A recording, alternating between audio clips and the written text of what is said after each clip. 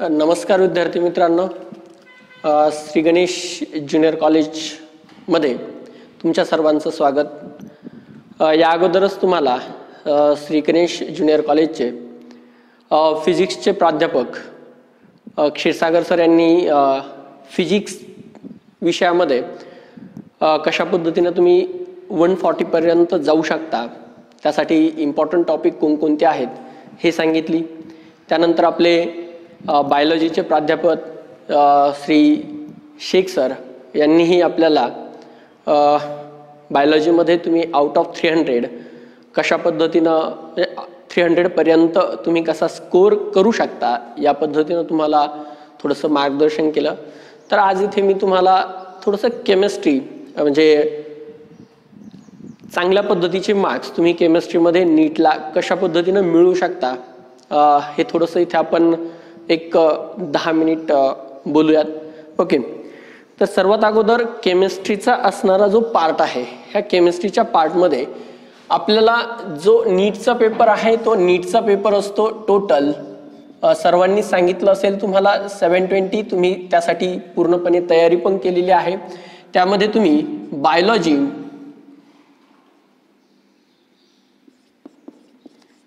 बायोलॉजीसाठी 360 marks पर्यंत तुम्ही तयारी केलेली आहे। त्यानंतर फिजिक्स हा जो सब्जेक्ट आहे ह्या फिजिक्ससाठी 180 मार्क्स आहेत आणि आपला जो केमिस्ट्री आहे ओके ह्या केमिस्ट्रीसाठी तुम्हाला 180 मार्क्स साठी तयारी करायची आहे। ओके, आता सर्वात अगोदर हा जो केमिस्ट्री सब्जेक्ट आपला आहे ह्या केमिस्ट्री सब्जेक्टचं 180 मार्क्स म्हणजे थोडक्यात 45 क्वेश्चन्स इथे तुम्हाला येणार आहेत। मग ही जी 45 क्वेश्चन्स आहेत त्या 45 क्वेश्चन्सला वेटेज कोणत्या टाईपमध्ये आहे ते थोडंसं तुम्हाला माहिती असलं पाहिजे। तर सर्वात अगोदर आपली जी केमिस्ट्री आहे ही केमिस्ट्री 3 पार्ट्समध्ये डिवाइड आहे। एक आहे फिजिकल केमिस्ट्री,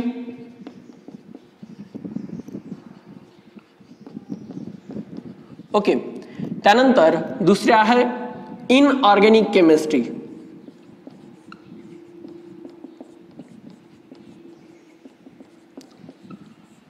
आणि थर्ड वन आहे ऑर्गॅनिक केमिस्ट्री।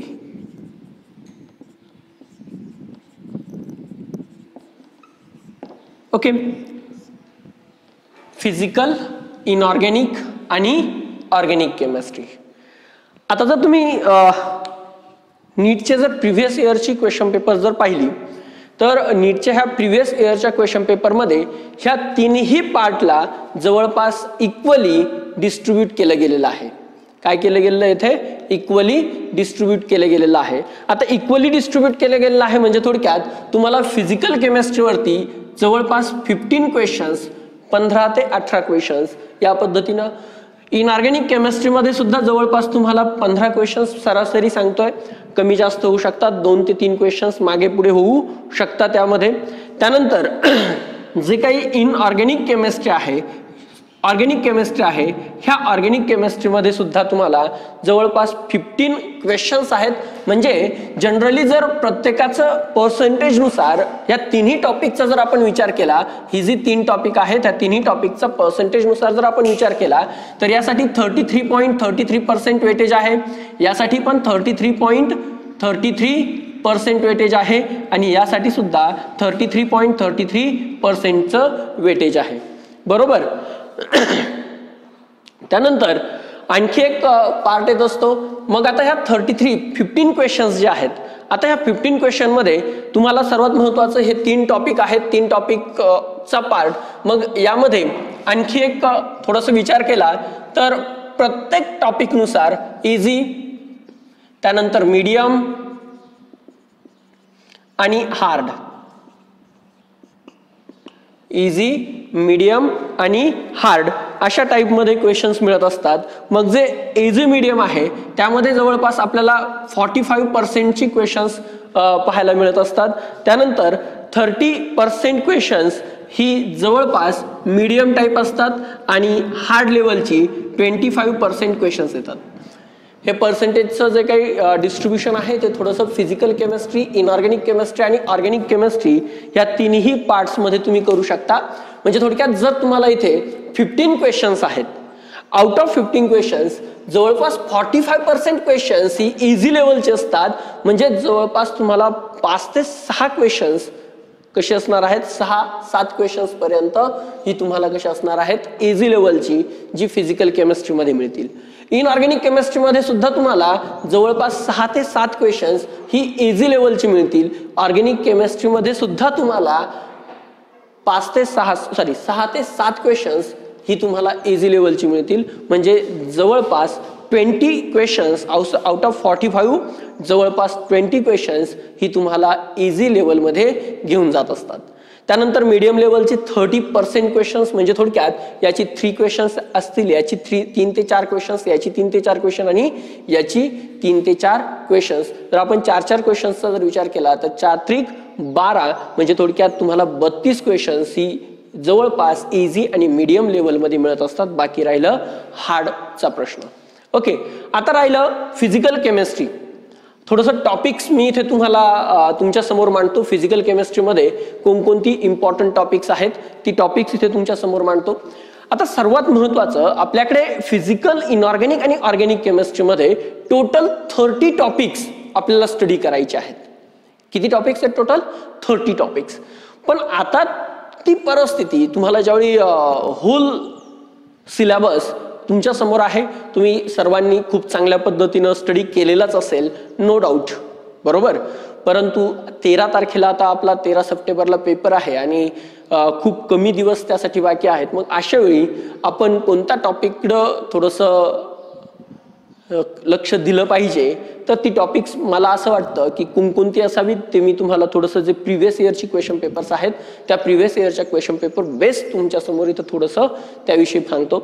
तर यामध्ये फिजिकल केमिस्ट्रीमध्ये एक टॉपिक आहे, तो म्हणजे फर्स्ट युनिट जे आहे आपलं ते म्हणजे बेसिक कन्सेप्ट ऑफ केमिस्ट्री.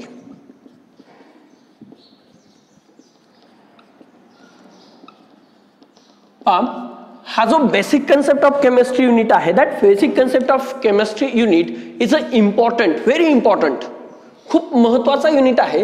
कारण तुम्ही जर प्रिव्हियस इयरच्या क्वेश्चन पेपर जर पाहिल्या तर ह्या प्रिव्हियस इयरच्या क्वेश्चन पेपरमध्ये बेसिक कन्सेप्ट ऑफ केमिस्ट्री ह्या युनिटवरती जवळपास 3 ते 4 क्वेश्चन्स तुम्हाला पर इयर पाहायला मिळतील. जे बेसिक कन्सेप्ट आहे ह्या बेसिक कन्सेप्टमध्ये थोडक्यात सोल्युशन बेस्ड जी क्वेश्चन्स आहेत ती सुद्धा बेसिक कन्सेप्ट ऑफ केमिस्ट्रीत असतात. म्हणजे नॉर्मॅलिटी, मोलॅलिटी वगैरे, कॉन्सन्ट्रेशन, रिलेशन वगैरे ही जी पार्ट आहेत ती तुम्हाला ह्या बेसिक कन्सेप्ट किती क्वेश्चन्स, जवळपास 3 ते 4 क्वेश्चन्स इथे तुम्हाला पाहायला मिळत असतात, जवळपास 4 क्वेश्चन्स. त्यानंतर दुसरा टॉपिक आहे इम्पॉर्टंट, तो म्हणजे थर्मोडायनॅमिक्स.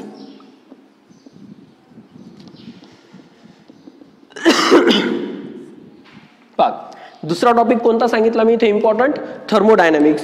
आता थर्मोडायनॅमिक्स हा एक असा टॉपिक आहे की ज्याबद्दल तुम्हाला फिजिक्समध्ये पण मिळतं आणि केमिस्ट्रीमध्ये पण मिळतं.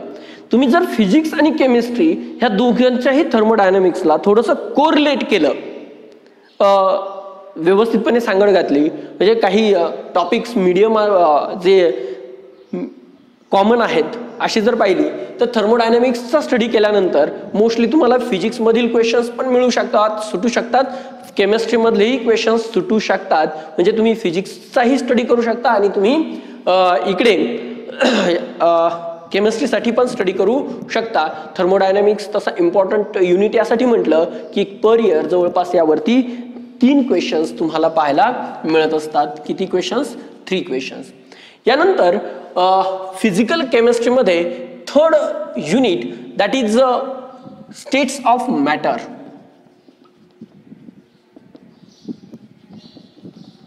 स्टेट्स ऑफ मॅटर यावरती साधारण 2 क्वेश्चन्स आहेत. जनरली म्हणजे मी ही अप्रॉक्सिमेटली आकडा सांगतोय, कधी कधी 3-4 पर्यंत पण आहे, पण एक कॉमनली आपल्याला 2 क्वेश्चन्स यावरती मोस्टली मिळतच असतात. इझिली तुम्ही याची क्वेश्चन्स टॅकल करू शकता. म्हणजे थोडक्यात जी लॉ बेस्ड क्वेश्चन्स आहेत ती law based questions, Boyle's law असेल, चार्ल्स लॉ असेल, ॲव्होगाड्रोज लॉ असेल, गेलुसॅक लॉ, आयडियल गॅस इक्वेशन, त्यानंतर डाल्टन्स लॉ, त्यानंतर ग्रॅहम्स लॉ आणि कायनेटिक एनर्जी. तर कायनेटिक एनर्जी मधील जो पार्ट आहे, थोडंसं मी मुद्दाम स्टेट्स ऑफ मॅटर इथे यासाठी घेतला आणखी एक पार्ट की कायनेटिक एनर्जी जे आहे फिजिक्समध्ये ऑलरेडी झालेलं असतं तुमचं. म्हणजे ॲव्हरेज व्हेलॉसिटी काय आहे, मिनिमम व्हेलॉसिटी काय आहे, हा सगळा पार्ट जो आहे हा पार्ट तुम्ही फिजिक्समध्ये स्टडी केलेला असतो. सेम कायनेटिक एनर्जीची क्वेश्चन्स तुम्हाला इथे पण येऊ शकतात आणि त्या टाईपची क्वेश्चन्स तुम्ही फिजिक्सचा कायनेटिक एनर्जीचा स्टडी करून तुम्ही केमिस्ट्रीचे कायनेटिक एनर्जी बेस्ड क्वेश्चन्स सोडवू शकतात. म्हणजे थोडक्यात कॉमन स्टडी होऊ शकतो. त्यानंतर laws easily law based questions तुम्ही तिथे टॅकल करू शकता. खूप सिम्पल क्वेश्चन्स आहेत. त्यासाठी सिम्पल आहे की स्टेट्स ऑफ मॅटरसाठी just see the previous year questions. Previous इयरची जी स्टेट्स ऑफ मॅटरची क्वेश्चन्स आहेत ती पहा. कॉमन क्वेश्चन्स थोडीशी एकाच टाईपचे 1, 2 टाईप 3 टाईप पर्यंत क्वेश्चन्स कंटिन्युअसली रिपीट झालेली टाईप म्हणतोय मी. क्वेश्चन्स रिपीट नाही आहेत, टाईप रिपीट आहे. तुम्ही पाहू शकता. तर त्या पद्धतीनं तुम्ही स्टेट्स ऑफ मॅटरचाही इथे विचार करू शकता इझिली सॉल्व करण्यासाठी. आणि 4th युनिट तो म्हणजे structure of atom. Structure of atom हा पण युनिट तुम्ही फिजिक्समध्ये स्टडी करत असता.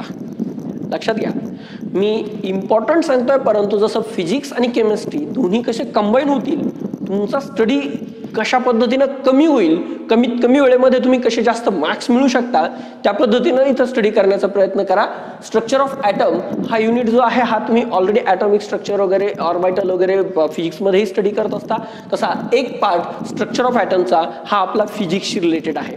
हायड्रोजन स्पेक्ट्रम वगैरे स्पेक्ट्रम बेस्ड क्वेश्चन्स असतील तर स्पेक्ट्रम बेस्ड क्वेश्चन्स ही ऑलरेडी तुम्हाला फिजिक्समध्ये येत असतात. फिजिक्समध्ये तुम्ही त्याचा स्टडी करत असता तर ते तुम्ही इथं करू शकता. आणि दुसरा पार्ट जो आहे तो म्हणजे क्वांटम बेस्ड क्वेश्चन्स.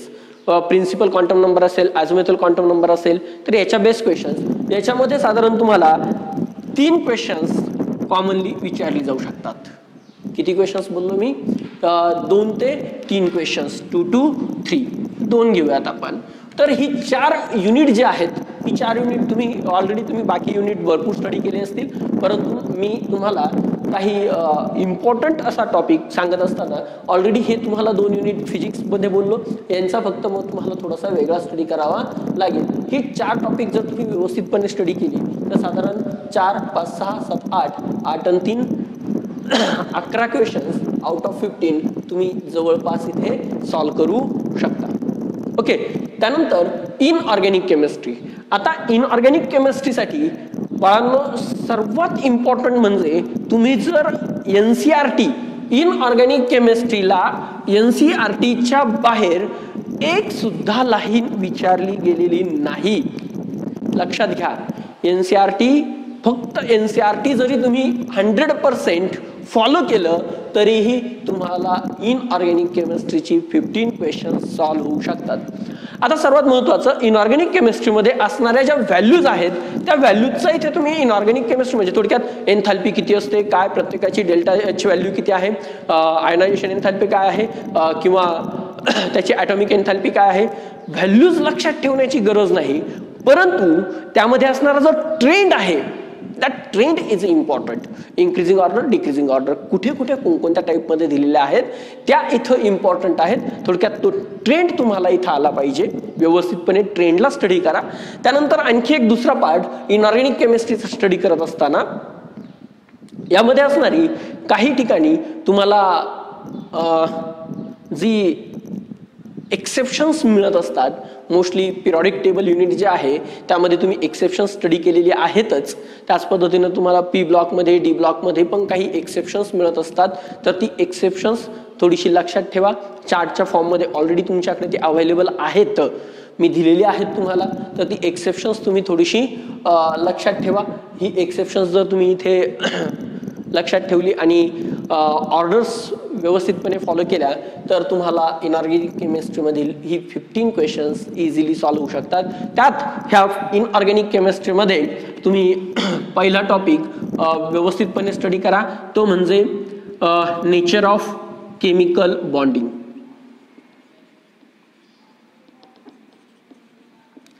आता नेचर ऑफ केमिकल बॉन्डिंग वरती मोस्टली बाळांनो पर इयर जवळपास 2 ते 3-4 पर्यंत, कधी कधी 5 पर्यंत सुद्धा क्वेश्चन्स आहेत. मी इथे मांडताना 4 क्वेश्चन्स मांडतो. जवळपास 4 क्वेश्चन्स कॉमनली या युनिटवरती आलेले आहेत. त्यानंतर दुसरा युनिट आहे P ब्लॉक. तो पण 15, 16, 17 अँड 18 12th स्टँडर्ड. यावरती साधारण 3 क्वेश्चन्स. याला व्यवस्थितपणे स्टडी करा. यामध्ये ट्रेंड वगैरे प्रत्येक ग्रुपवरती ट्रेंड वगैरे हा जो पार्ट आहे थोडक्यात, किंवा ऑक्साइड्स वगैरे याच्या बेस क्वेश्चन्स येऊ शकतात. नायट्रोजनचे ऑक्साइड्स आहेत, क्लोरीनचे ऑक्साइड्स आहेत, फ्लोरीनचे ऑक्साइड्स आहेत. ऑक्साइड बेस क्वेश्चन्स येऊ शकतात. तर ऑक्साइड बेस क्वेश्चन्सवरती तुम्ही थोडासा विचार करा. त्याच पद्धतीनं काही नोबेल गॅसेस ज्यामध्ये झेनॉन आहे, झेनॉनचं ऑक्साईड आपल्याला मिळू शकतं, तर झेनॉन ऑक्साईडच्या बेस तुम्ही स्टडी करू शकता. या पद्धतीनं पी ब्लॉकवरती साधारण तुम्हाला 3 क्वेश्चन्स. आणि D block, third one, D block element. D block जो आहे, ह्या डी ब्लॉकवरती साधारण तुम्हाला 2 क्वेश्चन्स येत असतात. तर यामध्ये एक आहे KMnO4 आणि दुसरा आहे K2Cr2O7. ही 2 कंपाऊंड जे आहेत, KMnO4 आणि K2Cr2O7, ही 2 कंपाऊंड्स इम्पॉर्टंट आहेत. त्या कंपाऊंड बेस त्याचे प्रिपरेशन असेल, त्याच्या केमिकल रिॲक्शन्स असतील, त्या केमिकल रिॲक्शन्स किंवा प्रिपरेशन इम्पॉर्टंट आहे. दोघांपैकी एक तरी तुम्हाला MCQ बेस येणारच. प्रिपरेशन किंवा केमिकल रिॲक्शन्स जो आहे, रिॲक्टिव्हिटी वगैरे पार्ट, तो तुम्हाला इथे येऊ शकतो. त्याच पद्धतीने जर ट्रेंड आहे, ऑलरेडी मी तुम्हाला अगोदरच सांगितलं आहे की इनऑर्गॅनिक केमिस्ट्रीमध्ये जी ट्रेंड आहेत ती इम्पॉर्टंट आहेत. तर मग पी ब्लॉक असेल, डी ब्लॉक असेल, प्रत्येकामध्ये ट्रेंड येणारच आहेत. ॲज वेल ॲज सर्वात 4th युनिटचा जर आपण विचार केला, that 4th unit is a coordination chemistry. Coordination chemistry.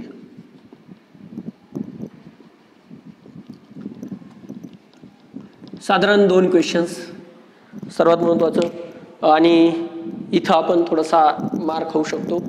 Coordination chemistry important topic आहे, तसा सोपा आहे. नॉमेनक्लेचर जर तुम्हाला व्यवस्थितपणे येत असेल, सीडबॅक थेरी वगैरे तुम्ही व्यवस्थित केली असेल, तुम्हाला आयसोमेरिझम पार्ट जो आहे, तो आयसोमेरिझम पार्ट तुम्हाला जर व्यवस्थितपणे येत असेल, तर तुम्ही इझिली कोऑर्डिनेशन केमिस्ट्रीचे क्वेश्चन्स टॅकल करू शकता. तर 4 आणि 3 7 8 9 10 11, इथे 11, इथे 11 क्वेश्चन्स, 11 दुने 22 क्वेश्चन्स झाली. ओके.